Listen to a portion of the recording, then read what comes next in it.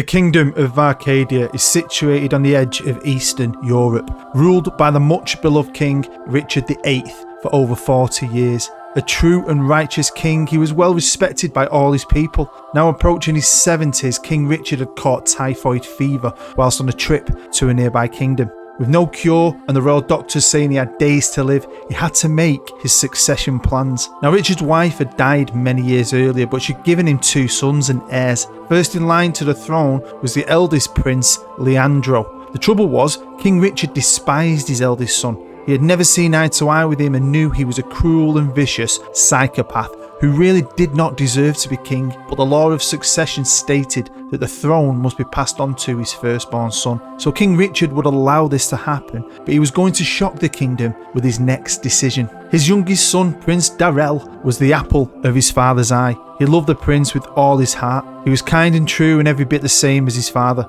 Richard wished he could put the kingdom in the much safer hands of his youngest son. So with his last decree, King Richard decided to split his kingdom in 2 and separate the eastern state of Bretzelberg from Arcadia and announce his youngest son would rule it as King Darrell I. With King Richard dead, the now King Leandro was left angrier than ever. His father had always hated him and now he had disrespected him one final time. He may be king of Arcadia, but he'd been made to look like an incompetent fool who didn't deserve to rule the entire kingdom. He vowed that he would crush his younger brother, King Darrell, conquer the new kingdom and restore the lands of Arcadia. The history books would call what happened next the 20 Years' War. King Darrell would have happily lived in peace side by side with his brother and Arcadia, but it wasn't to be. King Leandro was hell-bent on removing his brother from power and restoring Arcadia's borders. Bloody battle after bloody battle raged on over the years until one final fight saw both kings killed in hand-to-hand combat at the gates of Castle Raven. With the war taking its toll on the people of both nations, they were all hoping that the new rulers of Arcadia and Bretzelberg would put an end to this bitter feud and all the bloodshed. Luckily for them, Leandro's son and heir, Prince Harold, and Darrell's daughter and heir, Princess Catherine, had grown up together and despite their father's war had spent their youth at a prestigious school for young royals in Russia, educated by some of the greatest minds in Europe. They saw each other more like brother and sister rather than cousins and had no desire to fight each other or continue this pointless war any longer. As they both took their seats on their thrones, they vowed to end the war and restore peace to both countries, promising as long as they were king and queen of Arcadia and Bretzelberg, no blood would be spilled again. This newfound peace between nations would last for the next few hundred years as king and queen followed king and queen on the throne. The bond only grew stronger between Arcadia and Bretzelberg, but this great history of peace was going to come to an abrupt end one day soon. And that day happened in 1993 when General Robert Kruger, head of the Arcadian Armed Forces, performed a military coup, disposing of the king and announcing himself as the new supreme ruler and emperor of Arcadia. General Robert was as cruel and as evil as they'd come and believed that a strong and prosperous Arcadia would only be possible if it regained the lost territory of Bretzelberg. He spent the next 10 years turning Arcadia into an industrial powerhouse to fund his war machine, amassing an army that could crush any Bretzelberg defences with ease. And in 2003, General Robert's Arcadian forces were ready and they marched across the border hell-bent on claiming the land of Bretzelberg as their own. Now Bretzelberg was still an absolute monarchy, ruled in peace by King Christian III and his beloved beautiful wife Queen Leanne. Bretzelberg didn't really have any military. The king believed the nation's resources should be spent on its people's quality of life. He had funded many green energy projects and the country had been a fantastic place to not only live but to go on holiday. That was until General Robert's war machine rolled into town. Bretzelberg was overcome with relative ease and at a fast pace. General Robert had ordered his forces to rape all the women they find and to put true Arcadian babies in their bellies and to kill all the men and boys including babies so they couldn't grow up to exact any revenge on him and Arcadia in the future. Now in the final days of the war and with the capital city in ruins, the king and his officials were now based inside a bunker in a remote town in Bretzelberg. King Christian gave what would be his final speech to his people. He thanked all the brave men and women who had fought to protect their freedoms and who would stay and fight till the very end, and he wished all those who were trying to cross the border a safe journey. He told his people he would not abandon them, and as those words left his mouth, a Arcadian rocket targeted his bunker and within seconds completely destroyed it, killing the king and all his officials, but the rocket hadn't killed Queen Leanne. Knowing the general's orders of killing all the men, including baby boys, the king had ordered her to take the couple's young baby twin boys and escape across the border. With 2 King's Guard soldiers protecting her, she made her way to the border and hopefully safety in an armoured vehicle. She knew that if the general got hold of the young princes, they would surely be killed, but as they approached the border, they soon realised they were too late. Acadian forces had blocked every single road out of Bretzelberg, and they had spotted the Queen's armoured car. As the Queen quickly removed her sons from the back seats, shots started to ring out all around her. The 2 security guards were quickly killed, and in the panic, the Queen, with her sons still in their Moses baskets, ran as fast as she could into the woods. She ran and she ran as she heard the voices of Arcadian soldiers pursuing her. What could she do? How could she get her boys to safety? Then all of a sudden the trees parted and she found herself at the bank of the river Busio. She knew she had only seconds before the enemy would be upon her. She placed a necklace around each prince's neck with their first names Leo and Theo on them, and in total desperation placed their Moses baskets into the river in the hope that somehow, some way they would find their way to safety. With tears rolling down her face, she watched her babies disappear into the distance. As she prayed to her God to keep them safe, a sniper rifle appeared through the trees, and with one single shot to the head, the Queen was dead. A victorious general rode into the capital on the back of a tank, making his way to the royal palace to make his first televised victory speech. He was happy Bretzelberg was no more and that Arcadia's borders had been restored, but General Robert was furious that the princes had not been located. He placed a bounty on their heads and a huge reward to anyone who could deliver the boys to him, dead or alive. Now the river Busio was a fast-flowing river, and the boys' baskets quickly travelled for several miles, somehow managing to navigate the waters like they were being guided by an unknown force. As the river approached its end, it merged with the River Danube, the second largest river in Europe, and a river that would carry the baby twins into Hungary, eventually nestling them onto a bank of the river just outside Budapest. A young woman just happened to be walking past. This young woman was Hannah Horvat. She heard the babies cry and noticed the 2 blue baskets by the riverside. She quickly retrieved them and took them home to her husband Daniel. Hannah and Daniel Horvat had been married for a few years. This young couple were poor but loved each other very much and had been told they couldn't have any children. They decided that this must be a gift from God. They knew they could only afford to look after one baby, so they kept Leo and with broken hearts placed baby Theo outside a local orphanage. Across town, a wealthy couple called Dominic and Lily Balloy were paying a visit to the orphanage. As they too were unable to have children, they instantly fell in love with little baby Theo and decided to adopt him and take him home. Both boys would grow up in households full of love, but on 2 different sides of the track. The Horvat family often found life to be a struggle, but gave everything they had to their son Leo.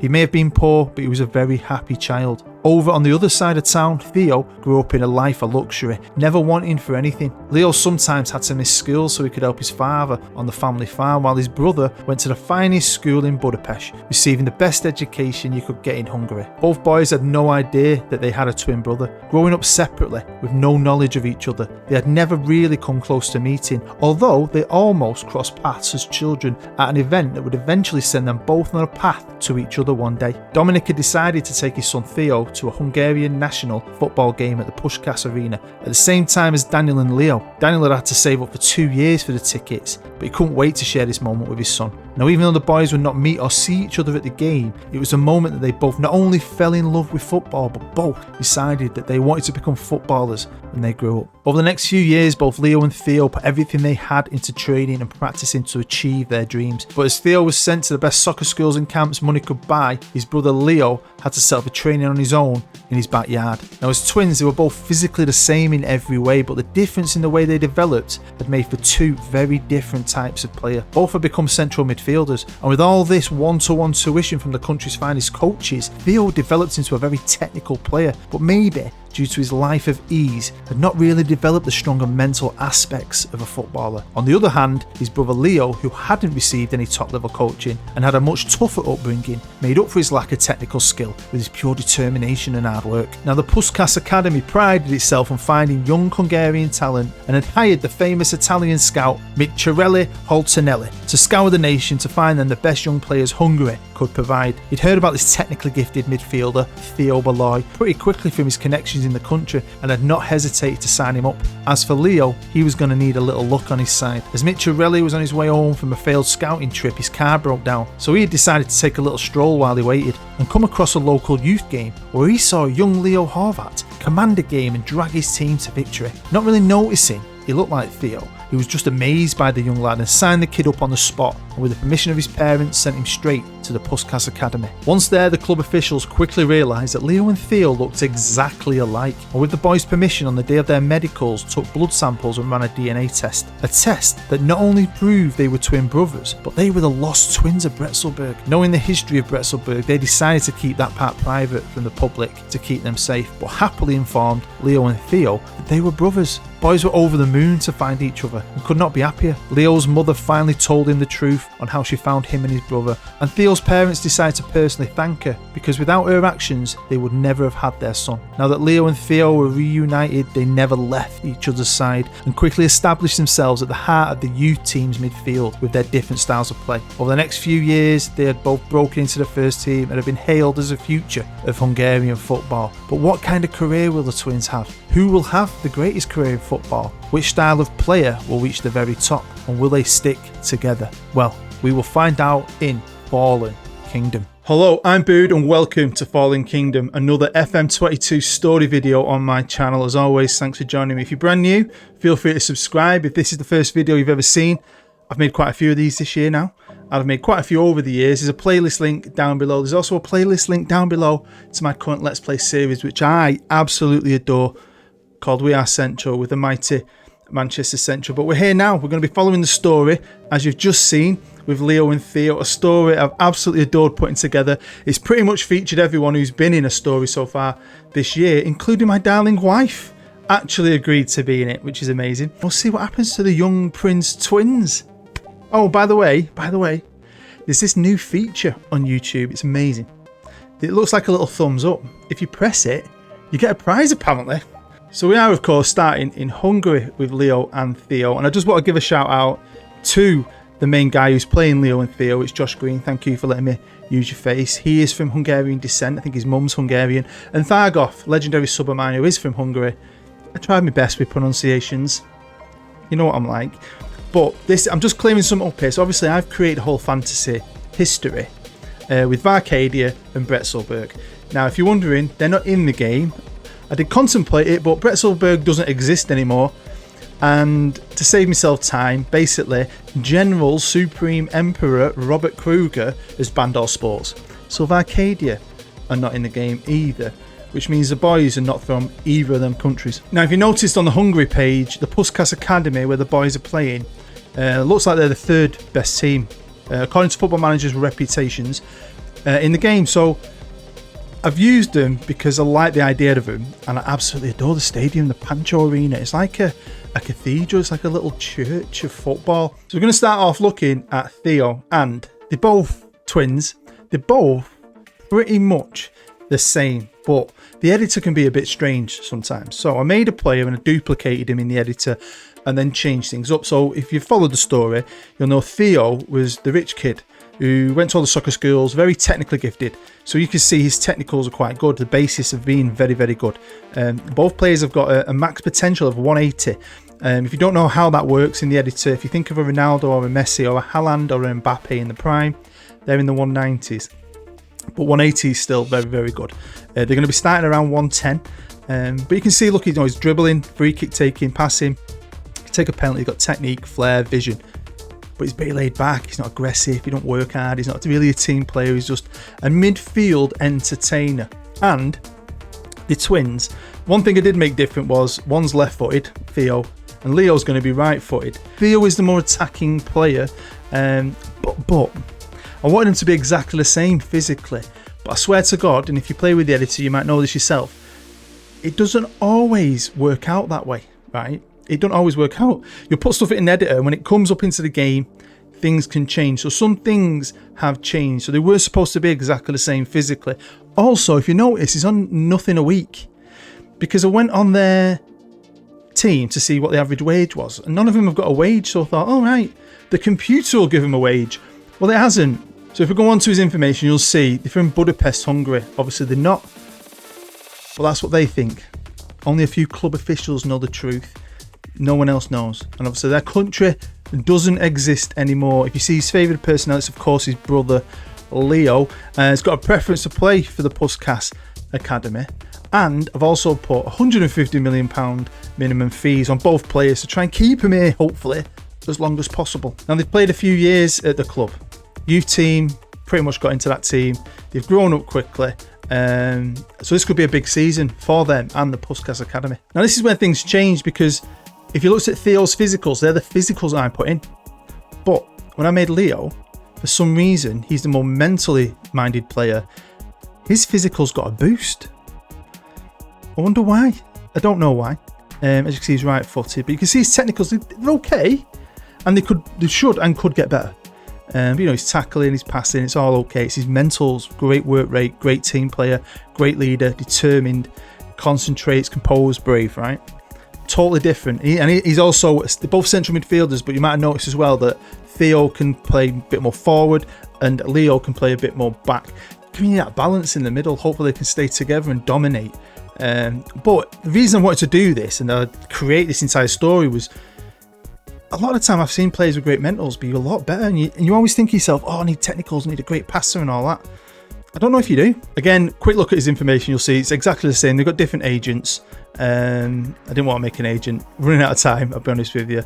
But again, he just wants to play for the Puskas Academy. And he too has also played a little bit for the team, but this is going to be huge for both these players. So what we're going to do, I think we jump forward 10 years. Good chunk of time, they'll be in the prime. Let's see what they've got up to. And we'll start right here with Theo, who is in Italy with Napoli. And he looks pretty good, doesn't he? 28 years old, 95 caps for his country, although he's just about to retire from playing international football. At 28 years old. Probably just wants to prolong his career.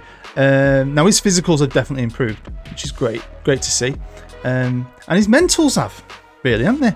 I mean, his teamwork, his work rate, his determination, things like that have definitely improved, and his technicals are next level. Legendary midfielder. It looks like he didn't stay there too long, signed pretty much very quickly for Napoli for 1.5 million. Spent a few years working his way into that team. Getting a bit more game time, but he's just kicked on, and look at that. Onto his information, still got his brother as his best mate, couple of managers as well, and he made his international debut against Albania, scored against Wales. Check that out. Napoli though, I mean, he's a very good player, but I'm surprised Napoli have got the hands on him, because he looks fantastic. Will he stay at Napoli at 28? I mean, imagine he's got a big move left in him, and he's finally earning some money there, isn't he? No money per week, honestly. Let's check out what he's been winning. So he won the Hungarian Cup with the Puskas Academy and then buggered off. So he did something with them, that's brilliant. Italian Cup, Euro Cup runners-up in the Italian Cup, Euro Cup runners-up. Oh God, won an Italian Cup. He's lost a lot of cups. He's won a little bit, hasn't he?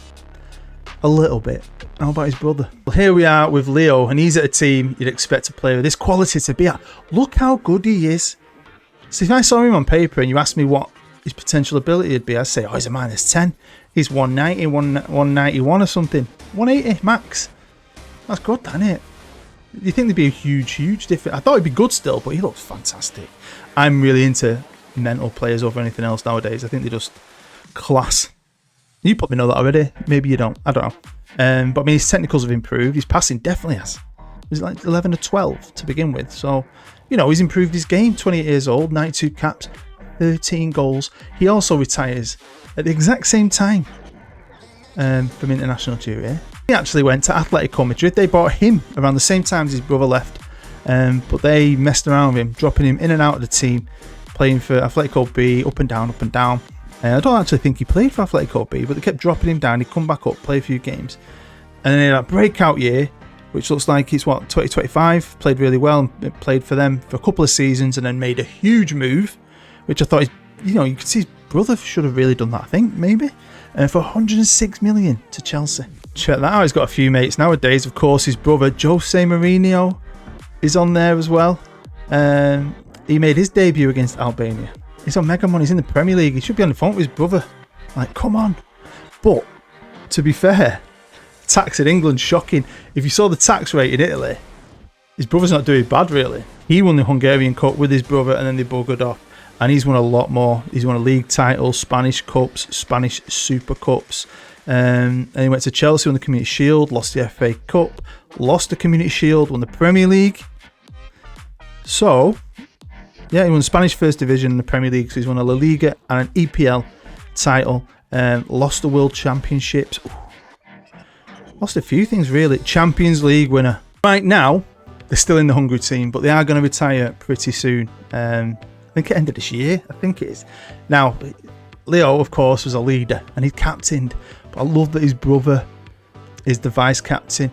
Now, if you're wondering, Hungary, they've never been able to kick Hungary onto an extra level to, you know, get far into any tournaments. I've had a look. It's not worth looking at. Quick look at their old team. They've been up there fighting. Actually won a title over the last few years, which is pretty cool. So we're going to jump forward a little bit more now. We'll jump forward another 5 years. And here we are with 33-year-old Theo, who is still at Napoli. Loyal lad. He's put his whole career there. I can't see him getting a massive move now. I can maybe see him potentially, you know, going to Dubai or something like that, America. But he's still fantastic. Now, if you don't know the editor or you want to create your own player, it's pretty well known now. If you give him natural fitness, they'll have a really long career. And that's why I give him natural fitness, because I want him to have a long career for the purpose of these videos. But that really does help them. But I don't know why, but I remember doing a video like this years ago. And the player that was more technical didn't have a great career. His career tailed off a lot quicker than the guy who was more mental. I mean, look at that. What's that, 13 seasons now with Napoli? What's he won? So to be fair, the year after we last looked at, in 2032, he won a league title. So he's helped him win the Serie A championship, which is brilliant. So at least he's got a league title. I was worried that he wouldn't get one. His brother had already had a couple, didn't he? What about Leo? He's a tasty player. Give him mentals. Don't matter if the technicals are crap. Maybe if they're really strong mentally on this game from a young age, they'll work hard at improving the technicals when they become a player, because his technicals weren't great, and I thought they might stay that way, but I think they've got a lot better. First touch is good, passing 18, he's now 33, so it's got even better than the last time. I love that. Check that out, loving it, bossing it, great average ratings, in the best league in the world, to be fair. So of course we know he lost the FA Cup last time we looked, but then they won the Carabao Cup, won the league again, lost the FA Cup, won another Champions League, won the European Super Cup, won the Premier League again, won the FA Cup, won another Champions League. Oh man, he is a part of a fantastic Chelsea team. But I don't see Chelsea do awesome as much anymore on this game. So has he been that thing in the middle of the park, the engine? I'm very happy with that. I'm buzzing. I want him to have good careers. I want him to go on and shine. I was hoping they kind of stay together or maybe come back together. That could still happen. But we've got one player retiring a year before the other. Who goes out the door first? Well, it's Theo. Now, I used to, when I made things like this, get to the save point where they'd retired. Now, I do lots of save points so I can jump in just before they retire, so we can still look at him as a player. And he's about to retire this summer, and he's 37 years old, right? And he just, once he left Puskas, went to Napoli, fell in love with Napoli. He's probably a god there. And you know what? I didn't even make either of them hugely loyal. But average, you know, each attribute's 20. For loyalty in the editor, I put it at 10, I think. But he's a loyal kid. He loved it. He must have just loved it. Loved Italy. Loved the club. Did he manage to win anything else? Yes, he won an Italian Cup, then an Italian Cup, then a Super Cup, and then they lost the Europe. Okay, now here we are, just 1 year later. It's now 2041, just before Leo retires. So he played an extra season, and he's still world class at 38 years old. World class. Why retire? You still look fantastic. I mean, if I was playing in the game and he was my player, I'd be pestering him. Don't retire, don't retire. What are you retiring for? You've got a year left on your deal. And it's been a fantastic career, hasn't it?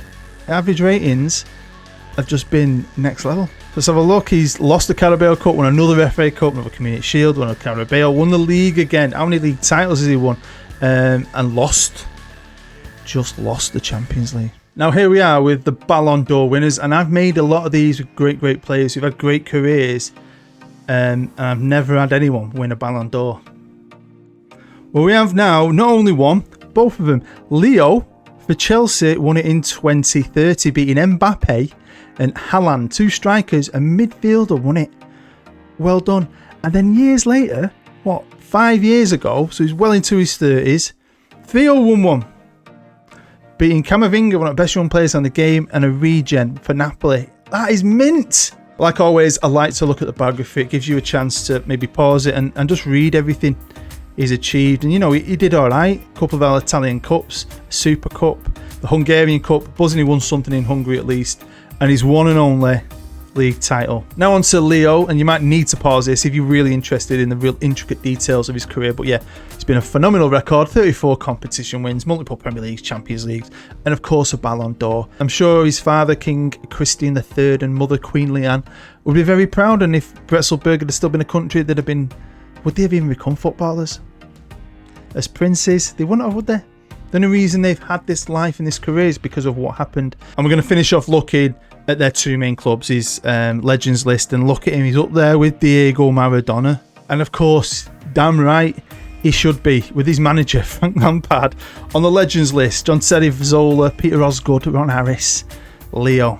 So there we go, that is the end of Fallen Kingdom. Hopefully you enjoyed it. I enjoyed making the story, making the graphics, and following them young man's careers. Hopefully you did too. Make sure you hit the thumbs up, get involved in the comments, subscribe if you're new, and go and catch up on all my other stuff, my other stories. Like I said, this playlist links down below. Thank you. Your view is massive, massively appreciated. That's the most important thing. If you are interested to know who starred in this story, some credits at the end. So anyway, take care, stay safe, stay happy. I'm Bood.